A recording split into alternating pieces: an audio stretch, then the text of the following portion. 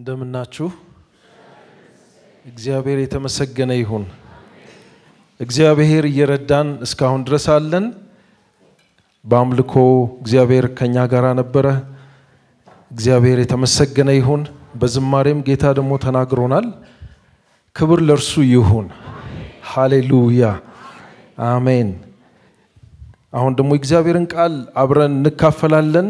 ጌታ ይባርካችሁ። እስካሁን ድረስ ያገለግላችሁ የወርሺፕ ቲምም የሐመር ውሃ መዘምራንም እግዚአብሔር ይባርካችሁ። የከበረውን እግዚአብሔርን ቃል እንካፈላለን። ሁላችንም ተነስተን የእግዚአብሔርን ቃል እናነባለን። ለእግዚአብሔር ቃል ክብር። የፊልጵስዩስ መጽሐፍ ምዕራፍ 1ን አነባለሁ እስከ ቁጥር 11 ድረስ ያለውን አነባለሁ። ፊልጵስዩስ መጽሐፍ በአዲስ ኪዳን የሚገኝ መጽሐፍ ነው።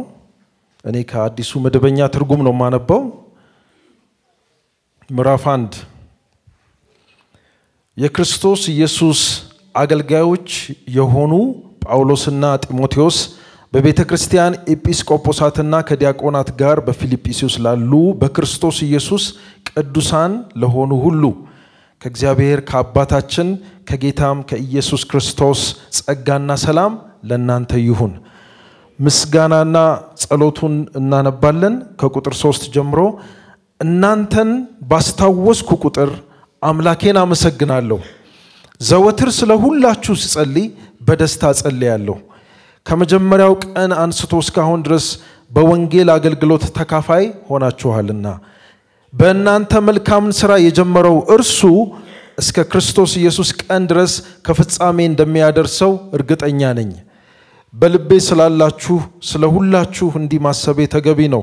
በስራቴ ስለ ወንጌል ስመክትም ሆነ ወንጌልን ሳጸና ሁላችሁም ከእኔ ጋር የእግዚአብሔር ጸጋ ተካፋዮች ናችሁና በክርስቶስ ኢየሱስ ፍቅር ሁላችሁንም ምን ያህል እንደምናፍቃችሁ እግዚአብሔር ምስክሬ ነው። ፍቅራችሁ በጥልቅ ዕውቀትና በማስተዋል ሁሉ በስቶ እንዲትረፈረፍ ጸልያለሁ። ይሄውም ከሁሉ የሚሻለውን ለይታችሁ እንድታውቁ እስከ ክርስቶስም ቀን ድረስ ንጹሃንና ነቀፋ የሌለባችሁ እንድትሆኑ ለእግዚአብሔር ክብርና ምስጋና በኢየሱስ ክርስቶስ በኩል በሚገኘው የጽድቅ ፍሬ እንድትሞሉ ነው ይላል። እንጸልያለን። አባት ሆይ እናመሰግናለን። ክብር ላንተ ይሁን። በመካከላችን ስላለህ እናመሰግናለን። እንደ ቃልህ ጌታ ሆይ ሁለቱም ሶስትም በስሜ በተሰበሰባችሁበት በዚያ በመካከላችሁ ገኛለሁ እንዳልክ ጌታ ሆይ ደግሞ ወንድሞች በህብረት ቢቀመጡ መልካም ነው እነሆም ያማረ ነው እግዚአብሔር በዛ በረከቱን አዟልና እንዳልክ እግዚአብሔር ሆይ በመካከላችን እግዚአብሔር ሆይ ያንተ በረከት ስለታዘዘ እናመሰግናለን። ይሄንን እናምናለን። እግዚአብሔር ሆይ አንተ ባለህበት በረከት አለ። አንተ ባለህበት ረፍት አለ። አንተ ባለህበት መረስረስ አለ። አንተ ባለህበት ነፃ መውጣት አለ።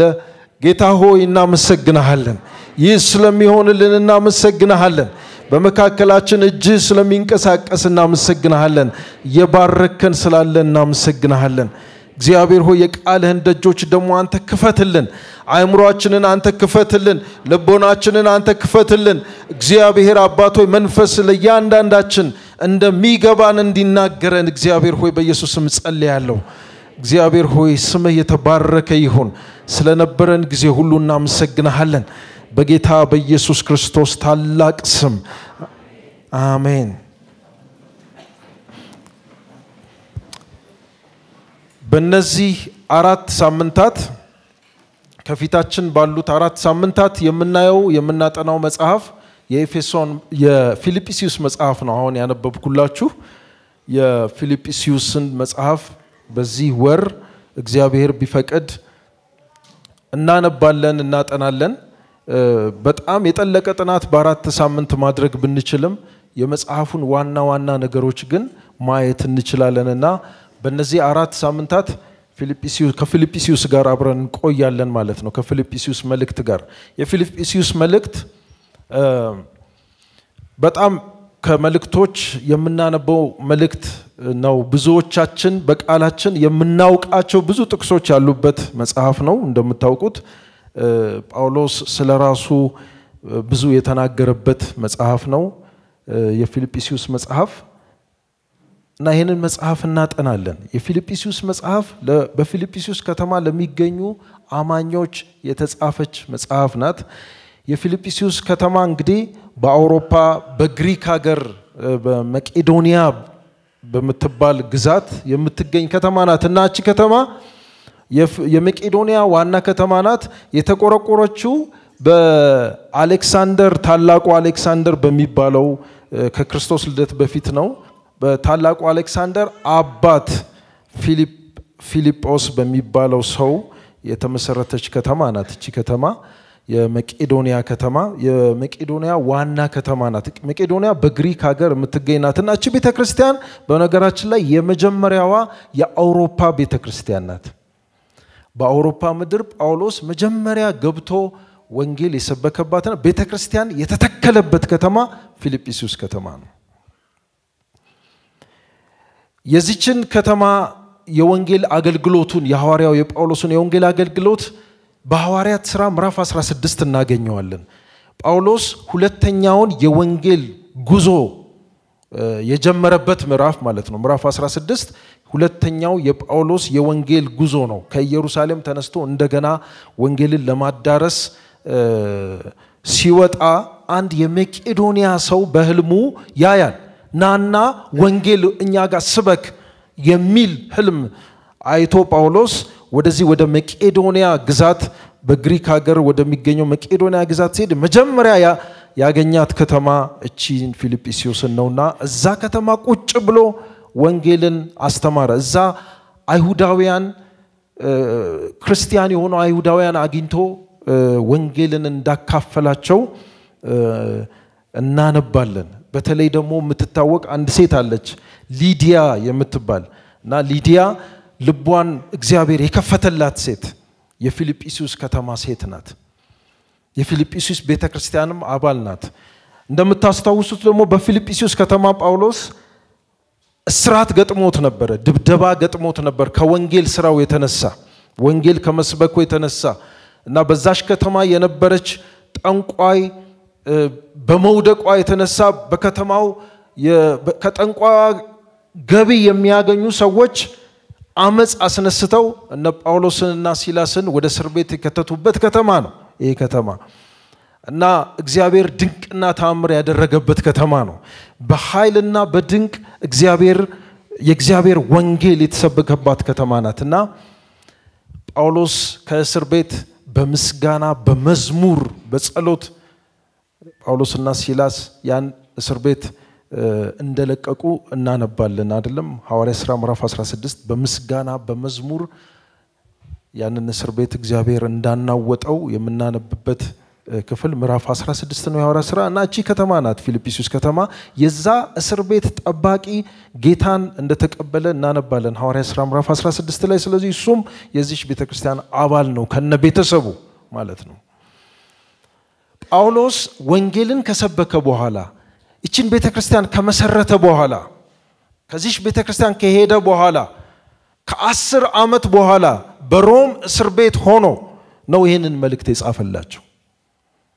እቺ ቤተክርስቲያን ከተመሰረተች ከ10 ዓመት በኋላ በሮም እስር ቤት እሱ ሮም የመጨረሻውን ወደ መጨረሻው ወደ አገልግሎቱና ወደ ህይወቱ መጨረሻ እየተጠጋ በነበረበት ጊዜ ነው ይሄንን መልእክት ለፊልጵስዩስ ቤተክርስቲያን የጻፈውና የእስር ቤት መልእክት ከሚባሉት የጳውሎስ መልእክቶች አንዱ ይሄ መልእክት ነው። በሮም እስር ቤት የቁም እስረኛ ሆኖ የቤት ውስጥ እስረኛ ሆኖ ከጢሞቴዎስ ጋር ይሄንን ደብዳቤ ለፊልጵስዩስ ቤተክርስቲያን እንደጻፈ እናያለን። የመልእክቱ ዋና ሐሳብ የጻፈበት ዓላማ ጳውሎስ እነዚህ ሰዎች ለወንጌል ያላቸውን መሰጠት ለወንጌል ራሳቸውን ገንዘባቸውን በመስጠታቸው በጣም ደስ ብሎት በጣም በምስጋና የጻፈው ደብዳቤ ነው። ይሄ ደብዳቤ በጣም የደስታ ደብዳቤ ነው፣ የምስጋና ደብዳቤ ነው። እንደገና ደግሞ ምክርም አለው። ግን አብዛኛውን ቦታ ስታዩ ጳውሎስ በወንጌል ስላደረጉት ተጋድሎ ፊልጵስዩስ ቤተክርስቲያንን አማኞቿን የሚያመሰግንበት እግዚአብሔርንም የሚያመሰግንበት ነው። ምክንያቱም አንድ ክርስቲያን በህይወቱ ሊታዩ ከሚገቡ ነገሮች አንዱ ራሱን ለወንጌል መስጠቱ ነው አይደለም? ራሱን ለወንጌል ስራ መስጠቱ፣ ገንዘቡን ለወንጌል ስራ መስጠቱ ነው። አንድ ቤተክርስቲያን እግዚአብሔር የሚደሰትባት፣ አገልጋዮች የሚደሰቱባት ይቺ ቤተክርስቲያን ወንጌል የምትሰብክ ቤተክርስቲያን፣ ወንጌል ወዳልደረሰበት የምትሄድ ቤተክርስቲያን፣ የምትተክል ቤተክርስቲያን ሲሆን እግዚአብሔርም ይደሰታል። ሐዋርያው ጳውሎስ በዚህ በጣም ደስተኛ ነው። ከእግዚአብሔር መንፈስ ጋር ሆኖ ሐሴት ያደርጋል። እነሱን ሲያስብ ወንጌል ነው የሚመጣለት። ከሱ ጋራ ከመጀመሪያው ቀን ጀምሮ ይላል። ከመጀመሪያው ቀን ጀምሮ እዚህ ቁጥር 5 ላይ ሲናገር ምዕራፍ 1 ቁጥር 5 ላይ ከመጀመሪያው ቀን አንስቶ እስካሁን ድረስ በወንጌል አገልግሎት ተካፋይ ሆናችኋልና በእናንተ መልካምን ሥራ የጀመረው እርሱ እስከ ክርስቶስ ኢየሱስ ቀን ድረስ ከፍጻሜ እንደሚያደርሰው እርግጠኛ ነኝ ይላል። እና ከመጀመሪያው ቀን ጀምሮ ለወንጌል ዋጋ እየከፈላችሁ ነው ይላቸዋል። የፊልጵስዩስን ከተማ ለቆ ጳውሎስ የሚቀጥለው ከተማ ተሰሎንቄ ከተማ ነበረ። ወደ ተሰሎንቄ ከተማ ምዕራፍ 17 የሐዋርያት ሥራን ስትመለከቱ ተሰሎንቄ ከተማ እንደዚሁ አስቸጋሪ ሁኔታ ገጥሞት ነበርና በመጀመሪያ እርዳታ የላኩለት የፊልጵስዩስ ሰዎች ናቸው በተሰሎንቄ ከተማ ለደረሰበት ችግር። ከዛ በኋላም በየከተማው ለሚደርስበት ችግር እየተከታተሉ እርዳታ የሚልኩለት የፊልጵስዩስ ሰዎች ናቸው። እና ይሄንን በተለያየ ምዕራፍ በእነዚህ 4 ምዕራፎች ውስጥ እየደጋገመ ሲያነሳ ትመለከታላችሁና ምንድነው የሚላቸው? እንደውም ይሄ መስዋዕታችሁ ነው የሚለው። ለወንጌል የምትከፍሉት መስዋዕት፣ በገንዘባችሁን የምትሰውበት መስዋዕት፣ ህይወታችሁን እንኳን መከራ እንኳን ለመቀበል ተዘጋጅታችሁ የምትሰውበትን መስዋዕት እግዚአብሔር ይቀበለዋል። እግዚአብሔር ተቀብሎታል። እኔ በዚህ በጣም ደስተኛ ነኝ። አምላኬ እንደ ባለጠግነቱ መጠን በክብር በክርስቶስ ኢየሱስ የሚያስፈልጋችሁን ሁሉ ይሙላባችሁ ይላቸዋል። ከዛ በኋላ እነዚህ ሰዎች ሰጪ ስለሆኑ፣ ህይወታቸውን የሰጡ ስለሆኑ፣ በመስዋዕትነት ለወንጌል የተሰለፉ ስለሆኑ ጳውሎስ በዚህ በጣም ደስተኛ ሆኖ ይህንን መልእክት ጽፎላቸዋል። እኛም ከዚህ እንግዲህ የምንመለከተው ነገር አንዱ ይሄ ነው። አንድ ክርስቲያን ጌታን ከተቀበለ በኋላ፣ አንድ ቤተክርስቲያን ከተተከለች በኋላ ለወንጌል የምታሳየው ተጋድሎ፣ ለወንጌል የምትከፍለው መስዋዕትነት በእግዚአብሔር ፊት የሚፈለግ ነው። የሚፈለግ ፍሬ ነው። እግዚአብሔር የሚደሰትበት ፍሬ ነው። ይሄንን ማየት እግዚአብሔር ይፈልጋል። በመካከላችን ይሄንን ማየት እግዚአብሔር ይፈልጋል። እቺ ቤተክርስቲያን ከዚህ በፊትም ብዙ ስለ ወንጌል ዋጋ የከፈለች ቤተክርስቲያን ናት። ጌጃ ቃለ ሕይወት ቤተክርስቲያን በዚህ በመድራችን ባለ የወንጌል ሥራ ላይ ብዙ ተሳትፎ ያደረገች ቤተክርስቲያን ናት። ስለዚህ እግዚአብሔር የተመሰገነ ይሁን። አሁንም ያለፈውን እየረሳን ወደፊት እንዘረጋለን። አሜን። ጳውሎስ እንዳለው ያለፈውን እየረሳን ወደፊት እንዘረጋለን። ለወንጌል መክፈል የሚገባንን ዋጋ ሁሉ ለመክፈል ራሳችንን መስጠት አለብን። ከዚህ የበለጠ እግዚአብሔርን የሚያስደስተው ነገር የለም። የወንጌል ምስክርነት ህይወታችሁን ዛሬ እንድታዩ ፈልጋለሁ። በፊልጵስዩስ በእነዚህ ሰዎች አማካኝነት በእውነት እግዚአብሔር ስለናንተ ሲያስብ ደስ ይለዋል ወይ? ለወንጌል በምትከፍሉት ዋጋ ደስ ይለዋል ወይ እግዚአብሔር? ጳውሎስ አምላኬን እግዚአብሔርን አመሰግናለሁ እንዳለ እግዚአብሔር ደስ ይለዋል ወይ? ወንጌል ላይ እንዴት ናችሁ? እንዴት ነን? የፊልጵስዩስ ሰዎች መከራን እንኳን ከጳውሎስ ጋር ለመካፈል በጣም ዝግጁ ናቸው። ስለ ወንጌል የሚደርስባቸውን ማንኛውንም ነገር ለመቀበል የተዘጋጁ፣ መከራን ለመቀበል የተዘጋጁ ናቸው። እና ጳውሎስም ያበረታታቸዋል። እግዚአብሔር ይሄን የጀመረውን በእናንተ የጀመረውን ሥራ እስከሚመጣ ድረስ እንደሚፈጽመው አምናለሁ ይላቸዋል። ይሄንን በተደጋጋሚ ነው ጌታ እስከሚመጣ ድረስ እያለ ይናገራል። እንግዲህ ጌታ በተለያየ መንገድ ይመጣል። ያን ጊዜ የነበሩ ክርስቲያኖች ጌታ በጣም ቅርብ እንደሆነ ነው። ጳውሎስም በተደጋጋሚ እንደምታዩት ጌታ ቅርብ ነው፣ ጌታ አሁን ይመጣል የሚል በተደጋጋሚ ይናገር ነበረ። ጌታ እንደሚመጣ በጣም እርግጠኞች ሆነው ይናገሩ ነበረ። ጳውሎስ በህይወት እያለ ጌታን እንደሚያገኘው ያስብ ነበር። በነገራችን ላይ እነዚህ የመጀመሪያዋ ዘመን ቤተክርስቲያን አማኞች በእንደዚህ አይነት ናፍቆት የተሞሉ ናቸው እና ከዚህ የተነሳ ጌታን ሲገናኙ በብዙ ፍሬ ለመገናኘት በብዙ ዋጋ መክፈል ውስጥ አልፈው ለመገናኘት በኃይል ወንጌልን ይሰሩ ነበር። ራሳቸውን ሰጥተው ገንዘባቸውን ሰጥተው ነፍሳቸውን ሰጥተው ወንጌል ይሰሩ ነበር። ጌታን የምትጠባበቅ ቤተክርስቲያን ወንጌል የምትሰብክ ቤተክርስቲያን ናት። ወንጌልን በኃይል የምትሰራ ቤተክርስቲያን ናት። ጌታን በክብር ለመቀበል ጌታን በብዙ ፍሬ ለመቀበል የተዘጋጀ ህይወት የተዘጋጀች ቤተክርስቲያን የፊልጵስዩስ ቤተክርስቲያን እንደዚህ አይነት ቤተክርስቲያን ነበረች።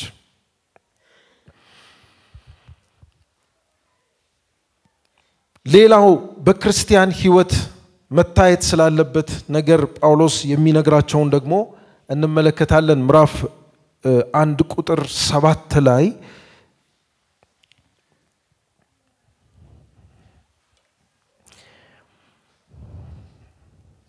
ከቁጥር 8 ጀምሮ በተለይ ከቁጥር 9 ጀምሮ እናንብበው። ፍቅራችሁ በጥልቅ ዕውቀትና በማስተዋል ሁሉ በስቶ እንዲትረፈረፍ እጸልያለሁ ይላል። ይሄ ደግሞ ጸሎቱ ነው።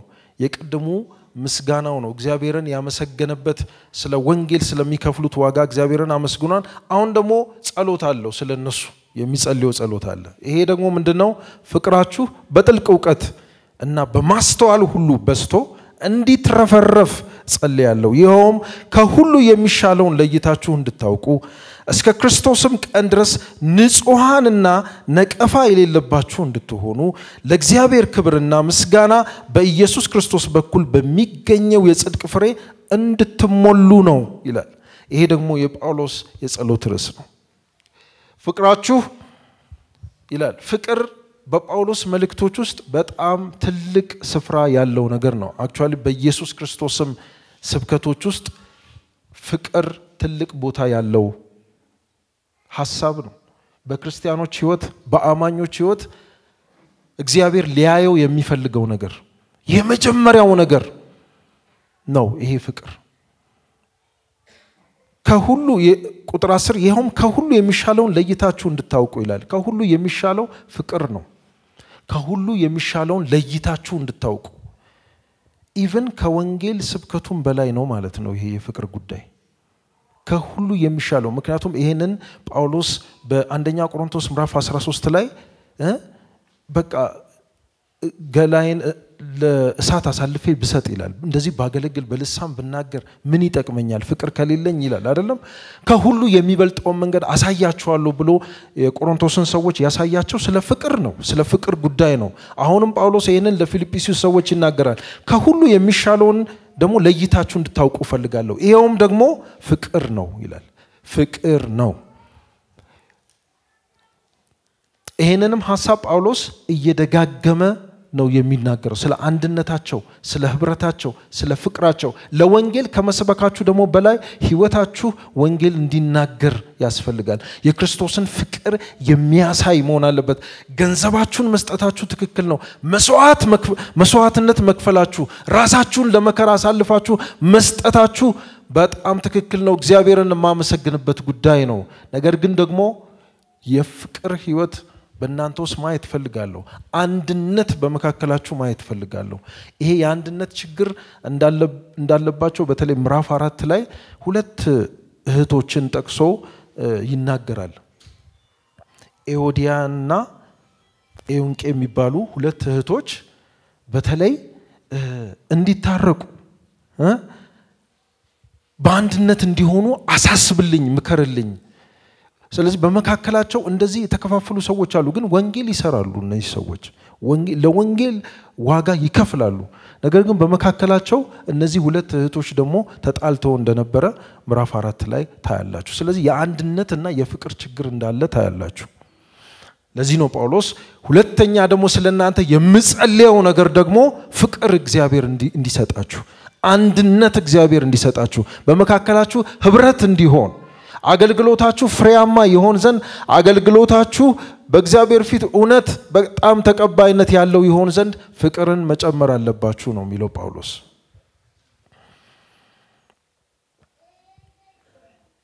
እውነት ነው ከሁሉ የሚሻለው መንገድ ይሄ ነው የፍቅር መንገድ የአንድነት የህብረት መንገድ ነው እዚህ አገልጋዮች ምእመናን ሁላችንም በእግዚአብሔር ቤት የምንመላለስ ራሳችንን ሁሉ ጊዜ መፈተሽ ያለብን ጉዳይ የፍቅር ጉዳይ ነው የአንድነት ጉዳይ ነው እግዚአብሔር የተሻለ የሚለው መንገድ ይሄ መንገድ ነው ሌላ መንገድ የለውም የፍቅር መንገድ የተሻለ መንገድ ነው ፍቅር ሳይኖረኝ ምንም ነገር ላደርግ እችላለሁ የሐዋርያ ሥራ አንደኛ ቆሮንቶስ ምዕራፍ 13 ጳውሎስ የሚለው ይሄን ነው ምንም ነገር ላደርግ እችላለሁ የጸጋ ስጦታዎች ሊገለጡ ይችላሉ ለወንጌል ራሴን አሳልፌ ልሰጥ እችላለሁ እስከ ሞት ድረስ ልሄድ እችላለሁ ፍቅር ሳይኖረኝ እንደዚህ ማድረግ እችላለሁ ይላል ጳውሎስ ይሄን ሁሉ ግን ባደርግ ምንም ዋጋ የለውም ነው ከንቱ ነው ይላል ከንቱ ነው ስለዚህ የተሻለው መንገድ የፍቅር መንገድ ነው የተሻለው መንገድ የአንድነት የህብረት መንገድ ነው ፍቅርና አንድነትን ከመካከላችን የሚያወጡትን ነገሮች ለቅመን ለይተን ማየት ያስፈልጋል ይሄንን ጳውሎስ በሚቀጥሉት ምዕራፎች ይነግራቸዋልና እሱንም እናያለን በሚቀጥለው ሳምንት በሚኖረው ጊዜ ለፍቅር በጣም መሰረታዊ የሆኑ ሐሳቦችን ጳውሎስ ይነግራቸዋል እነዚህን ሐሳቦች ምዕራፍ 2 ላይ እናገኛቸዋለን ኢየሱስ ክርስቶስን ምሳሌ አድርጎ የተናገረባቸው መሰረታዊ ለፍቅር የሚጠቅሙ ሐሳቦችን ጳውሎስ በምዕራፍ 2 ላይ ተናግሯል ጳውሎስ ይሄንን ስለነሱ ካመሰገነ በኋላ ስለ ወንጌል ያላቸው መሰጠት ካሳየ በኋላ እግዚአብሔርን ካመሰገነ በኋላ ደግሞ ስለ ፍቅራቸው እንደሚጸልይ ከነገራቸው በኋላ እሱ ያለበትን ሁኔታ ደግሞ ከቁጥር 12 ጀምሮ ይነግራቸዋል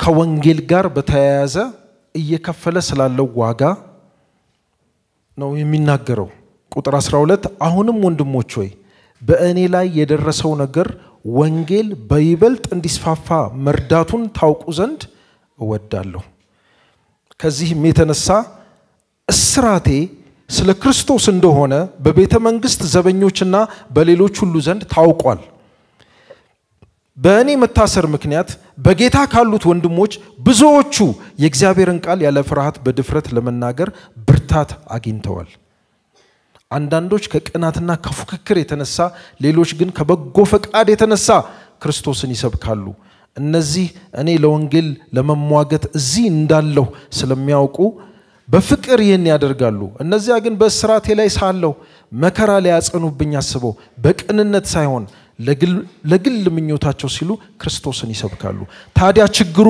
ከምኑ ላይ ነው ቁም ነገሩ በቅንነትም ይሁን በማስመሰል በማንኛውም መንገድ ክርስቶስ መሰበኩ ነው በዚህ ደስ ይለኛል ይላል ጳውሎስ ስለ ወንጌል በደረሰበት መከራ እነዚህ የፊልጵስዩስ ሰዎች ሐዘን ውስጥ እንዳሉ ያውቃል እና ይሄንን ደብዳቤ የላከላቸው ከሱ ጋር አብሮ ሰራተኛ በሆነው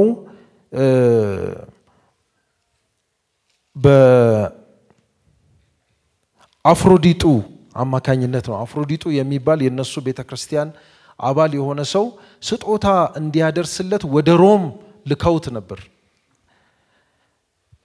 እና ይሄን ደብዳቤ በአፍሮዲጡ በኩል ነው የሚልክላቸው እና ስለሱ መታሰር እጅግ በጣም ተጨንቀው ስጦታ እየሰበሰቡ እየላኩለት ነው። ነገር ግን ጳውሎስ የሚላቸው ምንድነው መሰላችሁ? በእኔ መታሰር አትዘኑ፣ እንደውም የኔ መታሰር የበለጠ ወንጌል እንዲሰፋ ምክንያት እየሆነ ነው የሚላቸው። ስለዚህ ተጽናኑ፣ በእኔ መታሰር ይሄን ያህል ታዝኖ አይገባም ነው የሚለው። ይሄ ደብዳቤ የእስር ቤት ደብዳቤ ነው። አብዛኛው ሁለተኛው በጣም ተደጋግሞ የምናገኘው ሐሳብ ደስ ይለኛል እናንተም ደስ ይበላችሁ የሚል የደስታ ሐሳብ ያለበት ደብዳቤ ነው። ከእስር ቤት እንደዚህ አይነት ደብዳቤ ይጠበቃል። የደስታ ደብዳቤ ጸልዩልኝ ምናምን የሚል ብዙ አታገኙም እዚህ ደብዳቤ ውስጥ። ደስ ይለኛል ደስ ይበላችሁ የሚል መልእክት ነው። እስር ቤት ሆኖ ነው ይሄንን የሚጽፈው። እስር ቤት ሆኖ እንዳያዝኑ ነው የሚጽፈው። እንደውም ለወንጌል ምክንያት እንደሆነ ነው የሚናገረው። እና ጳውሎስ እስር ቤት ሆኖ እንደዚህ ማለት ከቻለ እንደዚህ መናገር ከቻለ ስለ ወንጌል መስፋት ስለ ወንጌል ስራ እኛ ምንም አይነት ምክንያት ማቅረብ አንችልም ማለት ነው። ወንጌል እንዳልሰራ ከለከለኝ የምንለው ነገር ምንድነው? ከመታሰር በላይ ሌላ ነገር የለም መቼም። ጳውሎስ ታስሯል፣ እንዳይንቀሳቀስ ተደርጓል። ግን ወንጌል ይሰበካል ስቲል ይላል። አሁንም በእኔ መታሰር ምክንያት ወንጌል ይሰበካል ይላል። በሚደርስብን መከራ በተለያየ ችግር ምክንያት አድርገን ምናልባት ህይወታችን ቀዝቀዝ ያለብን ሰዎች በእግዚአብሔር ፊት ይሄ ምክንያት ሊሆን አይችልም። ጳውሎስ በጣም ትልቅ ምሳሌያችን ነው። ደስታችን በጌታ ላይ እንዲሆን ደጋግሞ ጳውሎስ ይናገራል እዚህ ላይ። በጌታ ደስ ይበላችሁ። በነገሮች በሁኔታዎች አይደለም ደስታችን፣ በጌታ አሜን። እኔ ግን በእግዚአብሔር ሐሴት አደርጋለሁ። ምን ባይሆንም የወይራ ስራ ቢጎድልም እርሾችም መብልም ባይሰጡም በጎች ከበረቱ ቢጠፉም ምንም ነገር ባይኖርም እኔ ግን በማደስ ይለኛል አለ። በእግዚአብሔር ደስ ይለኛል። አሜን። ደስታችን በእግዚአብሔር ላይ የተመሰረተ ከሆነ ምንም ነገር ቢጎድል ሁሉ ጊዜ ደስተኞች ነን። ጳውሎስ ደስታው በጌታ ላይ ነው። ስለ ወንጌል ስራ ወጥቼ ለምን ታሰርኩ ብሎ ማግሮምረም ይችላል፣ ግን አላግሮመ በፍጹም ደስ ይለኛል። የክርስቶስ መከራ ተካፋይ ስለሆንኩኝ ደስ ይለኛል። እሱ ሐሳቡ ነገሩ ሁሉ ነገሩ በክርስቶስ ውስጥ የተጠቀለለ ስለሆነ ነው። በእያንዳንዱ ቁጥር ላይ ብትመለከቱ ክርስቶስ በኢየሱስ ክርስቶስ ይላል ጳውሎስ። ህይወቱን የያዘው ክርስቶስ የክርስቶስ ሐሳብ እና ደስታው የሚመነጨው ከዚህ ነው። እና እሱን መምሰል ፈልጋለሁ ይላል። ገና ክርስቶስን መምሰል ፈልጋለሁ። በጣም በክርስቶስ ሐሳብ ከመያዙ የተነሳ በሞቱ እንኳን እንድመስለው እመኛለሁ። እንደሱ መሰቀል ፈልጋለሁ። እንደሱ እንደገና ትንሣኤውን መካፈል ፈልጋለሁ። በቃ ክርስቶስ ነው። ጳውሎስ ወሬው ሁሉ ስትነቀንቁት ስትገርፉት ካፉ የሚወጣው ነገር ክርስቶስ ነው። መከራው ውስጥ ያለፈ ካፉ የሚወጣው ጌታ ነው፣ ክርስቶስ ነው። እዚህ መጽሐፍ ላይ ክርስቶስ የሚለውን ቃል በጣም ከየትኛውም ቃል በላይ በተደጋጋሚ ታገኛላችሁ። ሐሳቡ የተያዘው በዚህ ስለሆነ ደስታው የሚመነጨው ከዚህ የደስታው ምንጭ ነው። መከራው ምንም አይመስለው። ክርስቶስን ሲያስብ መከራውን ይረሳዋል። ለሱ የተከፈለለትን ዋጋ ሲያስብ መከራውን ይረሳዋል። ወንጌል ነው ትዝ የሚለው፣ ወንጌልን መስበክ ነው ትዝ የሚለው። ሲገረፍ ክርስቶስ ነው ትዝ የሚለው። በክርስቶስ የተጠቀለለ ሰው፣ በክርስቶስ ሐሳብ የተሞላ ሰው ጳውሎስ እና ምንድነው የሚለው? በስራቴ አትዘኑ። እኔ መከራ የክርስቶስን መከራ እየተካፈልኩ ነው። እንደውም በእኔ መታሰር ምክንያት ተራ እስረኛ እንዳልሆንኩ ታውቋል። ሰርቄ እንዳልገባው ታውቋል። ወይንም ሌላ ወንጀል ሰርቼ አይደለም የታሰርኩት። እኔ በክርስቶስ ምክንያት በሰንሰለት ውስጥ እንዳለው ታውቋል። ስለዚህ ደስ ይለኛል ይላል። ከሌሎች እስረኞች የተለየ ነው ጳውሎስ። ሌላው ወንጀል ሰርቶ ይሆናል የገባው፣ እሱ ግን ወንጀል ሰርቶ አይደለም የገባው። ስለ ክርስቶስ ወንጌል ሲል ነው የገባው። ይሄ ነገር ደግሞ ታውቋል፣ በዚህ ደስ ይለኛል። የንጉስ ዘበኞች እንኳን ይሄንን አውቀዋል፣ ወንጌልን ሰምተዋል። አንዳንዶቹም ጌታን ተቀብለዋል፣ እስር ቤት ያሉ ጠባቂዎች። ስለዚህ በዚህ ደስ ይለኛል። ወንጌል ሲሰበክ በጣም ከመደሰቱ የተነሳ አንዳንዶች ይላል ለራሳቸው ምኞት ሲሉ ወንጌልን ይሰብካሉ አለ። እንደዚህ አይነት ሰዎች ነበሩ እዛ ሮም ከተማ ውስጥ። ጳውሎስ በመታሰሩ ደስተኛ ሆነው ግን ወንጌል የሚሰብኩ በጣም የሚገርም ነው። እንደዚህ አይነት የኮምፒቲቲቭ መንፈስ ያለባቸው በቃ ጳውሎስ በጣም አውትሻይን ያደረገ አገልጋይ ስለነበረ የሱ እስር ቤት መግባት ለነሱ የሆነ እድል ይከፈተላቸው መስሏቸው በጣም ለራሳቸው ምኞት ይላል ራሳቸውን አውትሻይን ለማድረግ ልክ እንደሱ ወንጌል የሚሰብኩ አሉ ይላል። ለራሳቸው ምኞት ሲሉ ወንጌል የሚሰብኩ አገልጋዮች ናቸው እኮ እነዚህ። ግን ምን ቸገረኝ እኔ አለ። ዋናው ነገር ኢየሱስ መሰበኩ ነው። የስተት ትምህርት አይደለም እነዚህ ያስተማሩት። የስተት ትምህርት ቢሆን ይገስጻቸው ነበር አያልፋቸውም አለ ምዕራፍ 3 ላይ። ስተት ትምህርት ችግር የለም። የስተት ትምህርት አይደለም እነዚህ ሰዎች የሚያስተምሩ። ችግራቸው ምንድነው? በእኔ መታሰር ደስተኞች ሆነው እንኳን ታሰረ ብለው ወንጌል የሚሰብኩ አሉ። ራሳቸውን ፕሮሞት ለማድረግ የሚሰብኩ አሉ። ግድ የለም የሚሰብኩት ወንጌል እውነተኛ እስከሆነ ድረስ ወንጌል ይስፋ አለ ጳውሎስ።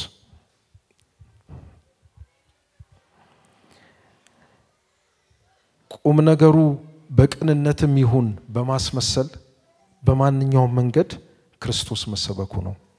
በዚህ ደስ ይለኛል አለ ጳውሎስ።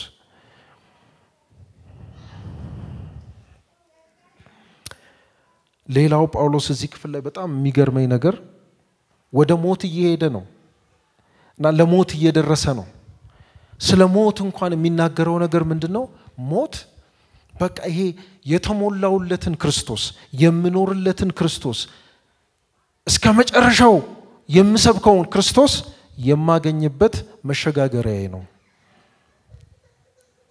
ሞት ጥቅሜ ነው። ከናንተ ጋር በሆን ደስ ይለኛል። ምክንያቱም ከነሱ ጋራ መሆን የሚፈልገው የነሱ ደስ ስለሚላቸው ነው።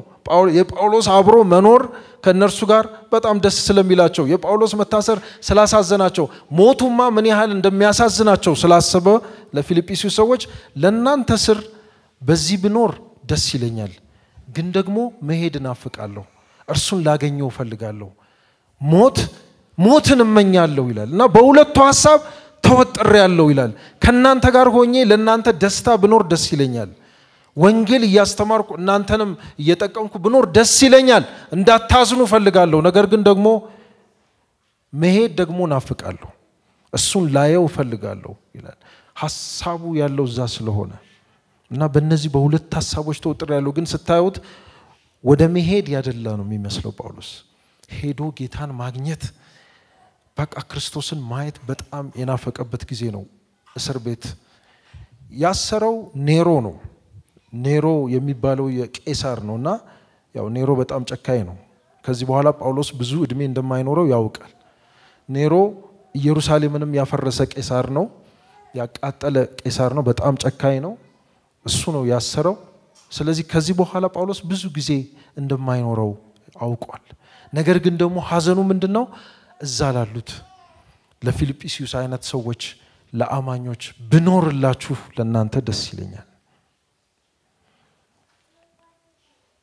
ስለ ሞት እንዴት ነው የምናስበው? ሞትን ወገኖች ለወንጌል የሚኖር ሰው ክርስቶስ ከብሮ ማየት የሚፈልግ ሰው ሞት አያስፈራውም። ሞትን መፍራት አለ አንድ ስፐርጀን የሚባል በጣም የታወቀ ሰባኪ፣ ሞትን የሚፈራ ክርስቲያን በእውነት ኃጢአተኛ አይደለም አለ። he's not a wicked person አለ። ግን አማኝ ከሆነ እምነቱ በጣም ያሽቆለቆለ መሆን አለበት አለ። ሞትን የሚፈራ ክርስቲያን እምነት አለው፣ ግን እምነቱ በጣም የደከመ መሆን አለበት አለ። ብዙ በዚህ ዘመን ስለ ሞት የምናስበው ሐሳብና የምንሰጠው ምላሽ ጥያቄ አንዳንድ ጊዜ ይፈጥርብኛል። እኔ ክርስቲያን አይደል እንደ ሞተው የሚል ነገር ውስጤ ይጭራልና ሐዘን ስናበዛ ስለ ሞት ያለና በቃ አልሞትም ምናምን የሚል አይነት ይሄ ሞት ልክ ነው። ሞትን ማንም አይፈልገው። ልክ ነው። ሞትን ማንም አይመኘውም። ግን ለክርስቲያን ሞት ማለት ወደ ከበረ ህይወት መሸጋገሪያ እኮ ነው። ወደ ከበረ ህይወት ግራጁዌት የምናደርግበት እኮ ነው። ወደ ሌላ ህይወት የምንገባበት ነው።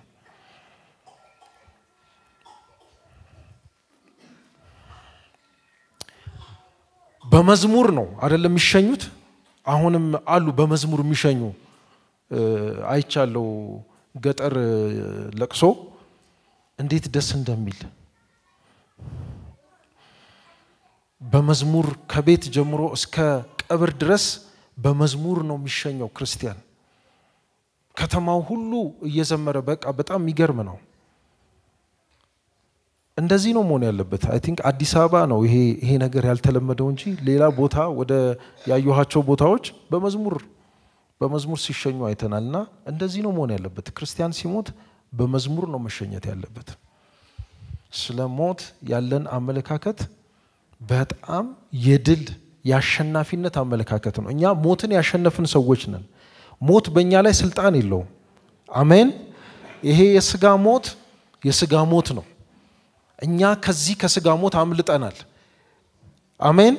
የዘላለም ህይወት ያለን ሰዎች ነን። ስለዚህ ምንድነው የሚያስፈራን? ሞት ሆይ መውጊያ የታለ ብሏል እኮ ጳውሎስም። ሲኦል ሆይ ድል መንሳት የታለ? ኢየሱስ ክርስቶስ ነጥቆሃል። ስለዚህ ሞት መውጊያው ተሰብሯል። ሞት በእኛ ላይ ስልጣን የለውም። እኛ ወደ ህይወት ነው የምንሸጋገረው። ወደ ዘላለም ህይወት ነው የምንሸጋገረው።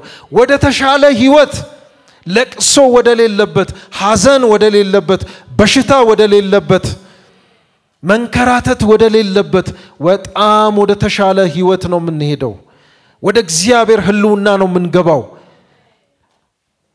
ወደ ዘላለም እረፍት ነው የምንሄደው። ስለዚህ እንደ ጳውሎስ ሞት ጥቅሜ ነው ልንል ይገባል። ሞት ጥቅሜ ነው።